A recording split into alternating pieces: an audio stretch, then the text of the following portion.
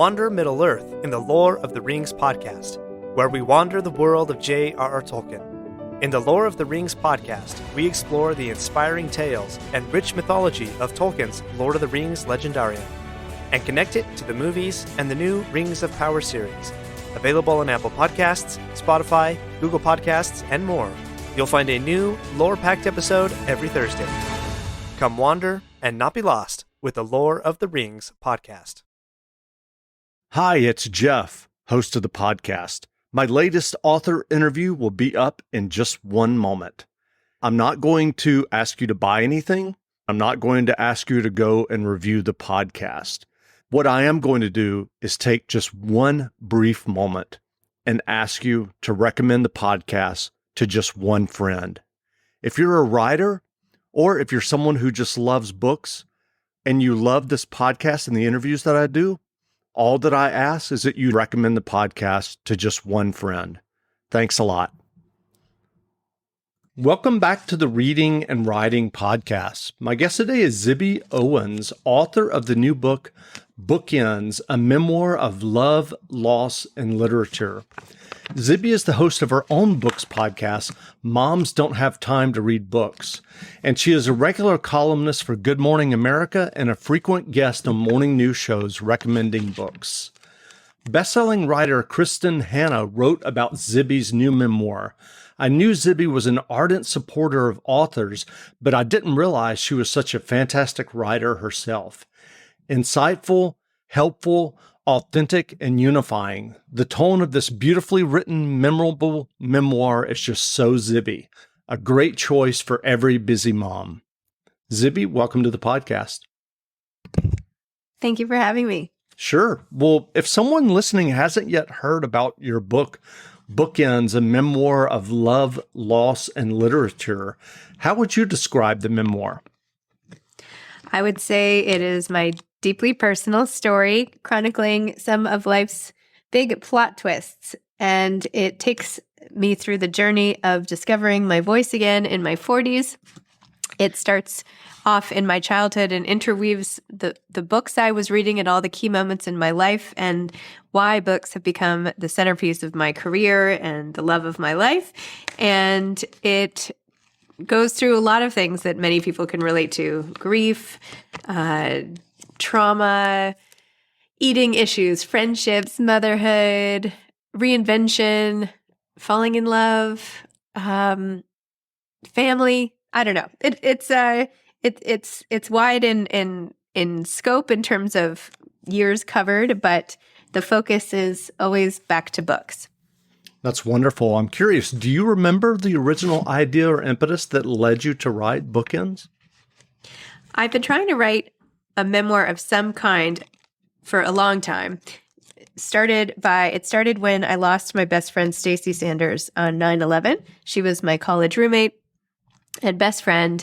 And when we were 25, she passed away. She worked in the North Tower and her office was right where the first plane hit. So we believe she was killed at her desk. After I lost her, I resolved that if I was going to get killed at my desk, I better be bringing my whole self to whatever I was doing.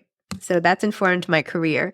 And after business school, after which I lost another 4 people close to me in the same year, I decided to take a year off and write a book. And this was back in 2003, 2004. And the book chronicled just that one period of my life, losing Stacy, and the juxtaposition of being a grieving 25-year-old when so many other students were just living life normally. I started writing that then and turned it into a novel that ultimately didn't sell. This was back in the early 2000s. And then I took 11 years off and stayed home with my 4 kids.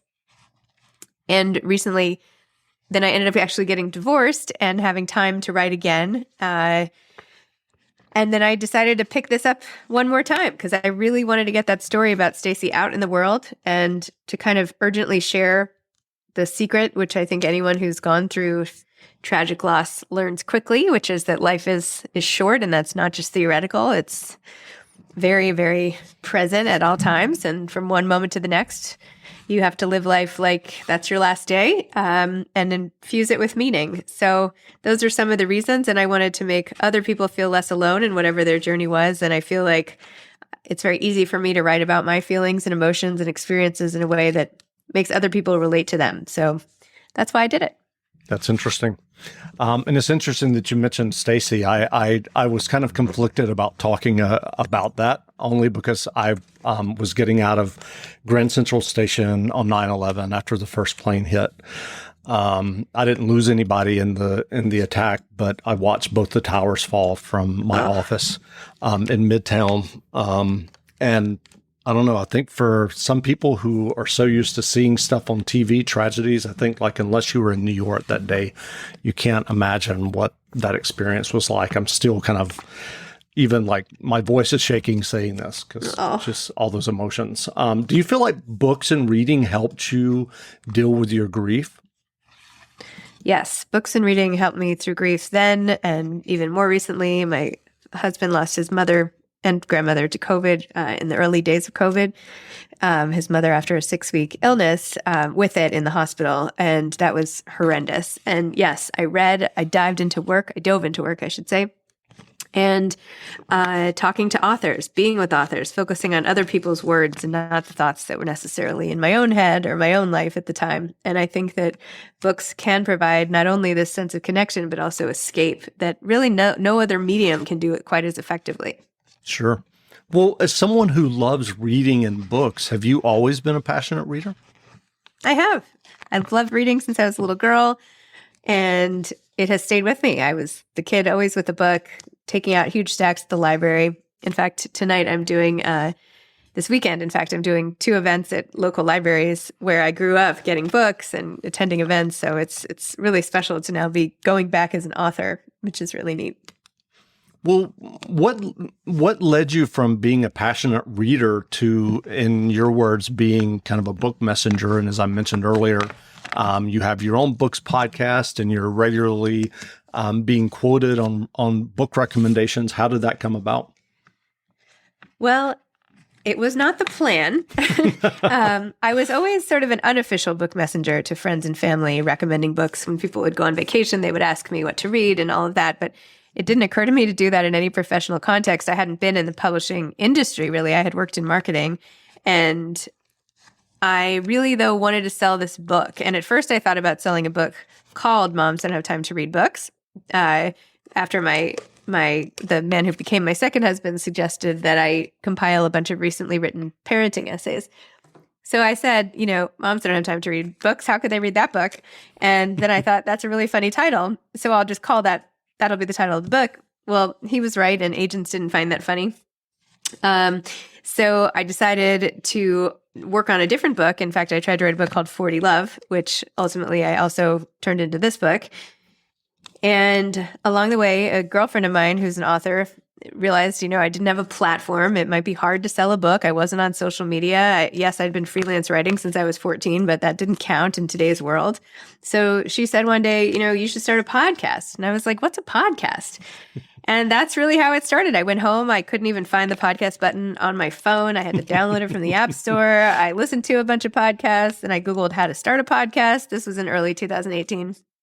And I started doing one a week and interviewing authors because I thought, oh, great, I can just use that title that didn't work for a book and I'll make that the title of a podcast.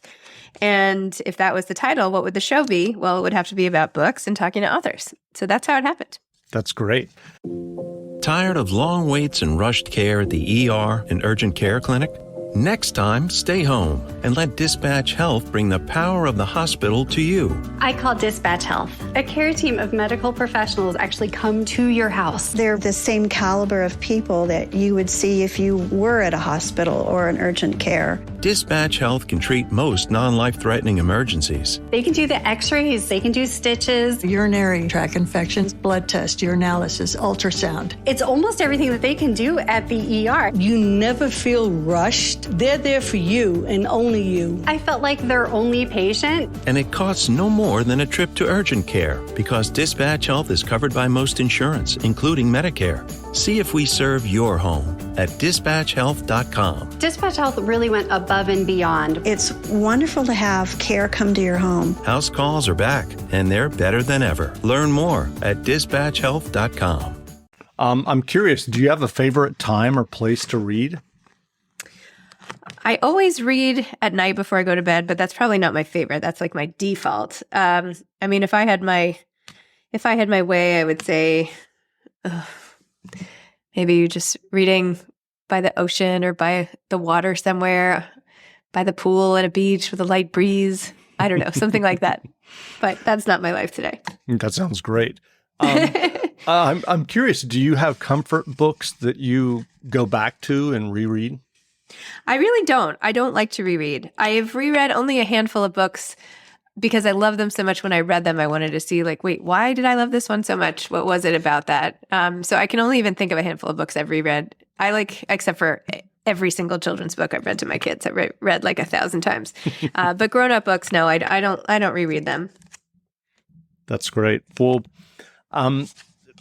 I can only imagine that you're inundated with new books and advanced reader copies. What's your process when you finish a book of how do you decide what you'll read next? What I read next is all based on what I've booked for my podcast. So whenever, Friday afternoon hits, like when we're talking now, I will look and see, okay, well, what do I have next week? And then I get a pile of whatever I've previously booked, and that's what I'll read in a given week. But how do I book it in the first place? I go through sort of a funnel type process. Usually I get pitched via email, at least post-COVID, which is really good. And I go through all the emails maybe once a week or once every 2 weeks. And I say no thanks to the ones that I just don't catch my interest. And the ones that are maybe, I ask to see an ARC. And so then I get those in hard copy. And then I sit down with all of them and I read parts of them enough to see if this is something I'm excited about. And I research the author a little bit, and then I decide which ones to cover. That's great. Well, if you had to look back over the last 5 to 10 years of book publishing and choose your top 3 to 4 novels, what would they be? Oh boy, top 3 to 4 novels since doing the podcast. I really loved The Paper Palace by Miranda Cowley Heller. I really loved Nora Goes Off Script by Annabelle Moynihan. I love The Vanishing Half by Britt Bennett. And another one of my top novels that I've read through the podcast. Gosh, there are so many. I don't know. Those are my top 3. Can we go with 3? Yeah, that sounds good. That sounds good. Well, I'm curious. I mean, and you're a mom, and we all see the data and statistics about social media use, online consumption of videos and games and streaming movies and TV shows. Does it worry you about people reading? It does. It gets in the way even of my own reading. And my kids' reading. I have 4 kids, and it's a challenge to get them off and into something that takes 8 hours or 10 hours. I mean, it's a hard sell, Sit here motionless and calmly be quiet and read these pages. I mean, it's almost like a parent's dream, but that you wouldn't think would be a reality. I do think it's tough. I'm happy about the book talk phenomenon. My son had a friend over the other day. He's 15. And I asked the friend what she liked to read. And she's like, oh, really anything on book talk? And I was like, well, that is cool. Cool and not cool. But anyway, glad she was reading and all of that. So I guess all we can do is have books available and ready and all of that. So are you going to launch a book talk channel? I have not had any success. Well, that's a lie. I had a little success with TikTok, but I can't take any credit for it. My social media manager at Zibby Owens Media did this funny campaign for this other show I host called, I co-host called Sex Talk with Zibby and Tracy. And it was supposed to be a Moms Don't Have Time to Have Sex show. She's a sex expert, and I just ask her random questions that get in through our website. But they're not my questions. They're not her questions. They're like anonymously sourced. But my social media manager made these videos of me asking the questions, like from the Zoom recording, with the words over the head as if they were my questions, which was so embarrassing. I can't even tell you. And that went viral, and we had like over 1 million views on a few of our videos. And I had like my son's friends saying to me at dinner parties, like, "Oh, you showed up on my For You page this week." And I was like, "Oh my gosh, this is so embarrassing." So now you have to be interviewed by Dan Savage for his podcast. Yeah. Well, I'm curious. You talked about earlier of working on a novel. Are you still working on fiction? I am. I sold my novel actually, and it's coming out in summer of 2024. Oh, wonderful! What's the name? It's called Blank, and it's about a mom who's a writer and has been a formerly best-selling author working on her next book, which is taking her forever to write. And she comes up with a very innovative solution to that problem and other personal problems along the way. That's great. And I just had one kind of behind the scene questions. I see that your podcast is almost daily. Are you recording daily, or do you like? It is daily. I record I record a lot in some weeks, and every so often, maybe like 4 to 6 weeks a year, I don't record podcasts. But every other week, I record usually around 8. So I don't know why I can relate. I can relate. So.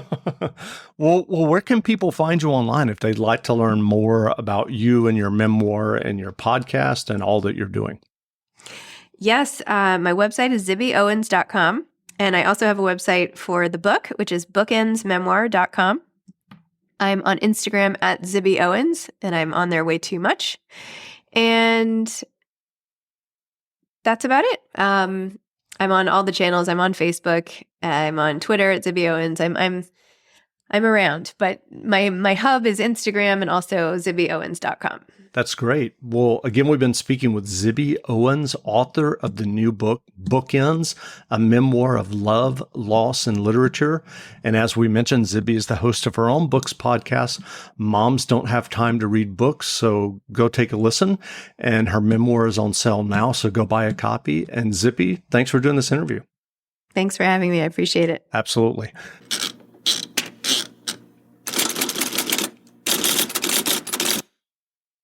Whether it's Kroger's Simple Truth Turkey or mac and cheese with Murray's English Cheddar or pie made with fresh Cosmic Crisp apples, there are many dishes we look forward to sharing during the holidays. And Kroger has all the fresh ingredients you need to turn today's holidays into tomorrow's memories. Kroger, fresh for everyone. Get more ways to save at the Buy 5 or More Save $1 each sale. Just buy 5 or more participating items and save $1 each with card. Kroger, fresh for everyone.